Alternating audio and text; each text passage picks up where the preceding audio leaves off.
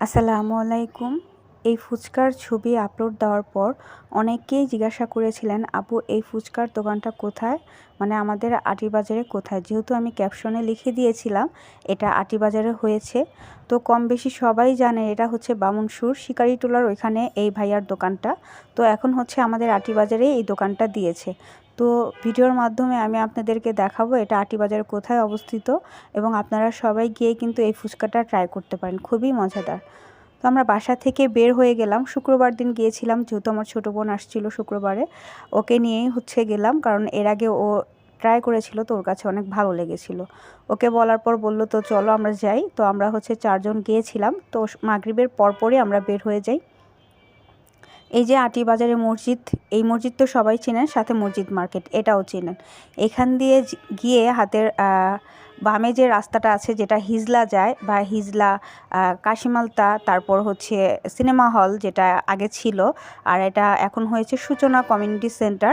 এই যে এখানে ছায়ানির মার্কেটও আছে, আপনারা যারা নতুন আসবেন সুজন হাউজিংয়ের রোড বললে কিন্তু দেখিয়ে দিবে। দোকানের নাম হচ্ছে তাকওয়ান ফুড কর্নার। এটা কিন্তু দই ফুচকাটা একদমই ফেমাস, মানে আমার কাছে অনেক বেশি ভালো লাগে, আর ওনাদের চটপটিটা কিন্তু আরও বেশি ভালো লাগে। প্রাইজের অনুযায়ী চটপটিটা অনেক বেশি দিয়ে থাকে। আর এই যে দেখেন, এই যে কমিউনিটি সেন্টার সূচনা, হাতের ওই সাইড দিয়ে হচ্ছে সুজন হাউজিংয়ের রাস্তায়। যারা সুজন হাউজিংয়ে ঘুরতে যান তারা অবশ্যই কিন্তু এখানে এসে এই ফুচকাটা ট্রাই করতে পারেন, আসলে কিন্তু খুবই মজা।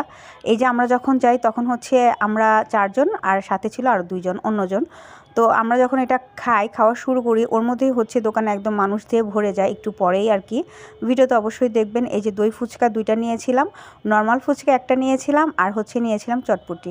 আর আমার হাজব্যান্ডের কাছে হচ্ছে ফুচকাটা তেমন একটা ভালো লাগে নাই, কারণ ওনার কাছে নাকি জিঞ্জিরা ফুচকাই সবচেয়ে বেশি ভালো লাগে, মানে ওনার এটা হচ্ছে রুচি যেটা আর কি।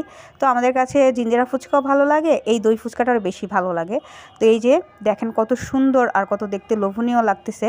তো যারা যারা লোকেশনটা জিজ্ঞাসা করেছিলেন তাদের জন্য কিন্তু বলে দিয়েছি। আবারও বলছি, আপনারা আটিবাজার মসজিদ মার্কেটের এখান থেকে এসে সোজা হাঁটা শুরু করলেই গিয়ে দেখবেন সূচনা কমিউনিটি সেন্টার। এই যে দেখেন, আমরা হচ্ছে খাওয়া দাওয়া করে বিল দিতেছিলাম তখন। এই যে এটা হচ্ছে সূচনা কমিউনিটি সেন্টারের সাথেই হচ্ছে ওনার দোকানটা। আর এই যে এটাকে পালপাড়া বলেও পরিচিত, আবার হচ্ছে আটিকুটি বললেও পরিচিত। যারা এখানকার স্থানীয় যারা আছেন তাদের জন্য বললাম, আর যারা নতুন আছেন তারা অবশ্যই কিন্তু বলবেন সুজন হাউজিং রোড।